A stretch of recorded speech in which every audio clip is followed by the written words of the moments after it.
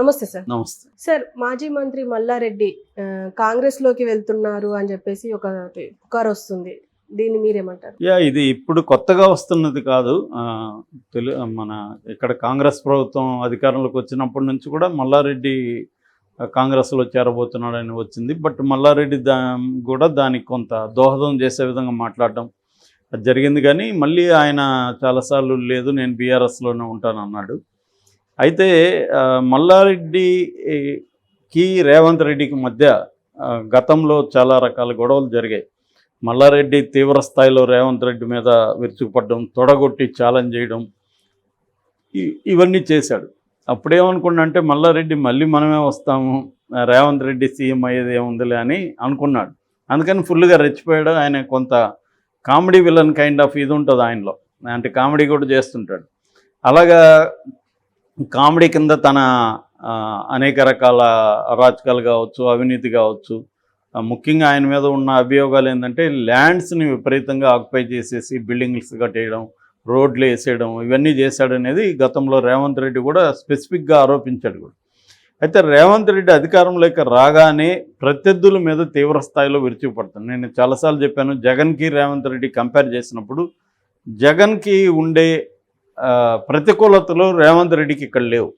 జగన్కి అక్కడ ఏ పని చేయాలన్నా మీడియా విపరీతంగా యాక్టివ్గా ఉంటుంది తెలుగుదేశం తరపున. కోర్టులు, న్యాయ వ్యవస్థ తెలుగుదేశం దాన్ని మేనేజ్ చేసే స్థాయిలో ఇక్కడ బీఆర్ఎస్ మేనేజ్ చేయలేదు. ఇప్పుడు ఫర్ ఎగ్జాంపుల్ నిన్న ఈ మల్లారెడ్డి వాళ్ళ అల్లుడు మర్రి రాజశేఖర్ రెడ్డికి సంబంధించిన బిల్డింగుల్ని జేసీబీలు తీసుకుని కూలగొట్టారు. అదే అక్కడ కానీ చేస్తుంటే వితిన్ 1 అవర్లో స్టేజ్ ఇచ్చి ఉండేవాళ్ళు వాళ్ళు. సో నైట్లో అర్ధరాత్రిలో కూడా స్టేలు తెచ్చిన సందర్భాలు ఉన్నాయి తెలుగుదేశం వాళ్ళు. అక్కడ మన 2 ఏళ్ల పాటు అయితే కోర్టుల ద్వారానే పరిపాలన నడిచిందని చెప్పచ్చు, లేదా పరిపాలన నడవకుండా ఉన్నిందని చెప్పచ్చు. సో పరిపాలన నడవాలన్నా నడవకుండా ఉండాలన్నా కోర్టులే గైడ్ చేసే పరిస్థితి అక్కడ ఉంది. ఇక్కడ రేవంత్ రెడ్డికి ఆ వెసులుబాటు ఉంది. అందుకని రేవంత్ రెడ్డి ఇక్కడికి రాగానే అగ్రెసివ్గా బీఆర్ఎస్ నాయకుల మీదకి వెళ్తున్నాడు. అనేక కుంభకోణాలు ఉన్నాయని చెప్పి వాటిని అంతా బయటికి తీయడం చేస్తున్నాడు. కూలగొట్టడం కూడా స్టార్ట్ చేశాడు. అది మన ప్రగతి భవన్ ముందు ఉన్న దీంతో అది మొదలైంది. సో నిన్న పెద్ద ఎత్తున రోడ్డు, తర్వాత 2 పర్మనెంట్ బిల్డింగ్స్, ఒక 6-7 షెడ్లు, వీటిని నిన్న కూలగొట్టినట్టు చెప్తున్నారు ఈ మర్రి రాజశేఖర్ రెడ్డి. ఆయన మల్లారెడ్డి అల్లుడు అనమాట. సో అల్లుడు. దాంతో ఇప్పుడు మల్లారెడ్డికి ఒక్కసారిగా షివరింగ్ వచ్చినట్టుగా అర్థమవుతుంది. దాంతో నిన్న అర్లీ మార్నింగ్ 7 గంటలకే తన ఫ్రెండ్ మందా సంజీవ్ రెడ్డి, బీఆర్ఎస్ నాయకుడు, ఆయన్ని తీసుకొని వెళ్ళి రేవంత్ రెడ్డికి క్లోజ్ ఫ్రెండు, సలహాదారు అయిన వేం నరేందర్ రెడ్డి ఇంటికి వెళ్ళిపోయాడని, 7 గంటలకి ఆయన షాక్ అయ్యాడని, నా ఇల్లు ఎలా కనుక్కొని వచ్చావు నువ్వు అంటే, మీ ఇల్లు తెలంగాణలో తెలియనోళ్ళు ఎవరున్నారు అని చమక్కులేసాడని చెప్తున్నారు. సో 3 గంటలు ఆయనతో సమావేశం అయ్యాడు. ఎట్లన్నా నాది ఆపు, ఈ కూలగొట్టడం ఆపమని మీ ఫ్రెండ్కి చెప్పు అంటే, నేనేం చేయలేను, నేనేం మీకు హెల్ప్ చేయలేనని ఆయన అన్నాడని, కనీసం నాకు రేవంత్ రెడ్డి అపాయింట్మెంట్ ఇప్పించు, నేను వెళ్ళి మాట్లాడతానని ఈయన చెప్పాడనేది ఒక వెర్షన్. రెండో వెర్షన్ ఏంటంటే, నేను నా కొడుకు కాంగ్రెస్లో చేరిపోతాం, అల్లుడిని కూడా తీసుకొస్తాను.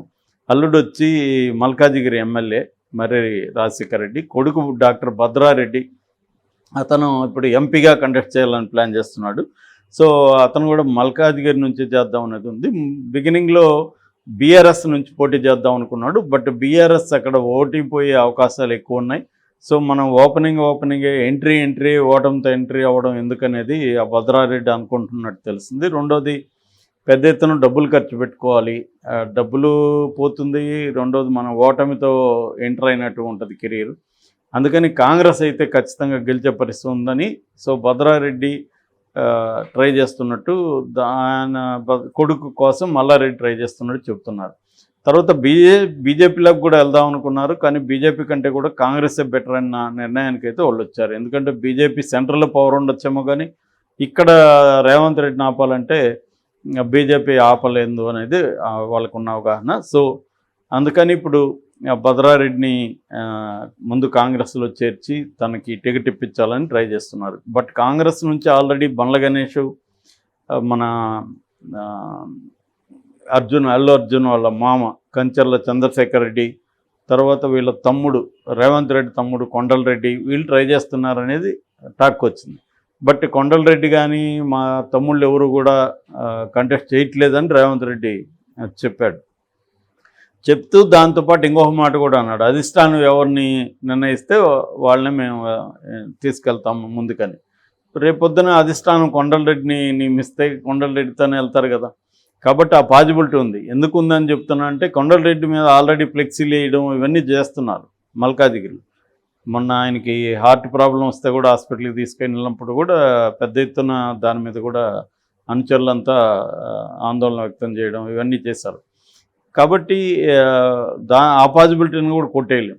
సో ఈ కాంటెక్స్లో మరి భద్రారెడ్డికి వాళ్ళు ఇస్తారా లేదనేది ఒకటి చూడాలి. కానీ బీఆర్ఎస్ వర్గాలు ఏం చెప్తున్నాయంటే భద్రారెడ్డి కానీ మల్లారెడ్డి కానీ కాంగ్రెస్లో చేరరు, ఓన్లీ ఈ కూలగొట్టిన అంశాన్ని మాట్లాడడానికి వెళ్ళారు అనేది చెప్తున్నారు. ఇంకోవైపు మల్లారెడ్డి డీకే శివకుమార్ ద్వారా కూడా ప్రెజర్ చేద్దామని ట్రై చేస్తున్నట్టుగా కూడా తెలుస్తుంది. అంటే ఆయన కాంగ్రెస్ నాయకులే కొంతమంది సలహాలు ఇచ్చారని, రేవంత్ రెడ్డి నీ విషయంలో మాట వినేట్టుగా లేడు, అధిష్టాన వర్గం నుంచి నువ్వు చెప్పించగలిగితేనే రేవంత్ రెడ్డిని కంట్రోల్ చేయొచ్చు, లేదంటే నీ మీద పర్సనల్గా అతను గ్రడ్జ్ పెట్టుకున్నాడు, ఖచ్చితంగా నిన్ను ఇబ్బంది పెట్టే కార్యక్రమం అయితే చేస్తాడని కాంగ్రెస్ వాళ్ళే ఈయనకి సలహాలు ఇచ్చారని చెప్తున్నాడు. అందువల్ల ఈయన డీకే శివకుమార్ని ట్రై చేస్తున్నాడు. ఈయన చిన్న కోడలు డాక్టర్ ప్రీతి అని కన్నడ అమ్మాయి, తను అక్కడ డాక్టరు. సో తన ద్వారా డీకే శివకుమార్ని ట్రై చేస్తున్నాడని చెప్తున్నారు. మరి ఇది ఎంత వర్కౌట్ అవుతుందనేది చూడాలి. ఎందుకంటే మామూలుగానే దాని క్యారెట్ అండ్ స్టిక్ పాలసీ అని పాతకాలం ఉంది. అంటే ఒకరిని స్టిక్ ద్వారా కొడతా ఉంటే వాడు ఇంకోవైపు క్యారెట్ చూపిస్తే మన దగ్గరికి వచ్చి టేమ్ అయిపోతాయి. మామూలుగా వైల్డ్ యానిమల్స్ని టేమ్ చేసే మెథడ్ అదే. ఏనుగుని ట్రెంచ్ మెథడ్ అంటారు.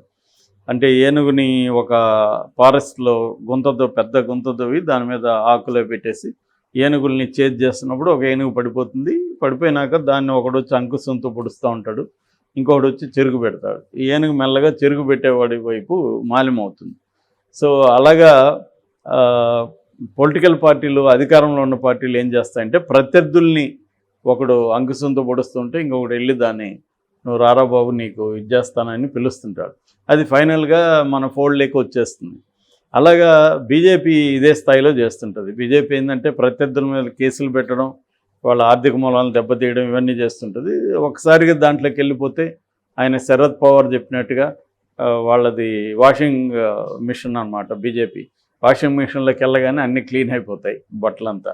సో వాషింగ్ మిషన్లోకి వెళ్తావా జైలుకి వెళ్తావా అనే 2 ఆప్షన్స్ ఉంటాయి అక్కడ. అదే ఆప్షన్ అందరూ ఇస్తుంటారు. ఇప్పుడు జగన్ కూడా అదే చేశాడు, అంతకుముందు చంద్రబాబు కూడా అదే చేశాడు. అంటే ప్రత్యర్థుల్ని ఇబ్బంది పెట్టడం, మరోవైపు వాళ్ళకి తాయిలాలు, బహుమతులు, వాళ్ళకి ఏదైనా పదవులు ఇవన్నీ చూపించడం. దాంతో వాళ్ళు అనివార్యంగా ఆ పార్టీల నుంచి ఇట్లా వస్తారు. మేబీ కాంగ్రెస్ కూడా, రేవంత్ రెడ్డి కూడా బీఆర్ఎస్ని నిర్వీర్యం చేయాలంటే డైరెక్ట్గా డీల్ చేసి వాళ్ళకి వాళ్ళ పార్టీలో నుంచి ఎక్కువ మందిని ఒకేసారి తీసుకోకుండా చాలా తీవ్రంగా బీఆర్ఎస్ మీద చేస్తున్నట్టుగా ఒక డ్రామా ఆడి ఎలక్షన్లు అయిపోయిన తర్వాత వాళ్ళల్లో చాలామంది వచ్చినప్పుడు డోర్లు ఓపెన్ చేస్తే బీఆర్ఎస్ సగం ఖాళీ అయిపోయింది అనుకోండి. దానివల్ల 2 రకాల ప్రయోజనాలు. ఒకటి, బీఆర్ఎస్ లేకపోతే బీజేపీ కాంగ్రెస్సే ఉంటాయి. అప్పుడు కాంగ్రెస్కి ఎడ్జ్ ఉండే అవకాశం ఉంది తెలంగాణలో. కాబట్టి రేవంత్ రెడ్డి చెప్తున్నట్టుగా 10 ఏళ్ల పాటు ఆయన సీఎంగా ఉండదలుచుకున్నాడు, కాంగ్రెస్ అధికారంలో ఉంచాలని ఆయన ప్లాన్ చెప్తున్నాడు కూడా. ఎందుకంటే ఒకప్పుడు తెలుగుదేశం 10 ఏళ్ళు ఉండింది, తర్వాత కాంగ్రెస్ 10 ఏళ్ళు ఉంది, తర్వాత బీఆర్ఎస్ 10 ఏళ్ళు ఉంది, ఇప్పుడు మళ్ళీ కాంగ్రెస్ 10 ఏళ్ళు ఉంటుంది అనేది ఆయన వెర్షన్. సో అది జరగాలంటే బీఆర్ఎస్ని నిర్వీర్యం చేయాలి. ఎందుకంటే బీఆర్ఎస్కి ఇప్పటికి కూడా పొటెన్షియల్ ఓట్ షేర్ ఉంది. ఓన్లీ 1.8% మాత్రమే గ్యాప్ ఉంది ఇద్దరి మధ్య. కాబట్టి బీఆర్ఎస్ను వీక్ చేయకుండా కాంగ్రెస్కి పటిష్టమైన పునాది అనేది ఏర్పడదు. అందుకని రేవంత్ రెడ్డి ఏం చేస్తున్నాడంటే ముందు వాళ్ళకి స్టిక్ చూపిస్తున్నాడు, కర్ర చూపిస్తున్నాడు. మెల్లగా కర్ర నుంచి తప్పించుకోవడానికి వాళ్ళు క్యారెట్ని ఎంచుకుంటూ వస్తారు. అలాగా ఈయన మీద, వీళ్ళ అల్లుడి మీద దాడులు చేయడం వల్ల వాళ్ళు ఇప్పుడు శరణు నువ్వే శరణు అన్యదా ఏదో ఉంది కదా శ్లోకం, అలాగా వస్తున్నారు. సో ఇది ఎంత వర్కౌట్ అవుతుందని చూడాలి. నాకు తెలిసి ఎలక్షన్ లోపల అయితే కాకపోవచ్చు, ఎలక్షన్ తర్వాత అయితే గేట్లు ఓపెన్ అవుతాయి.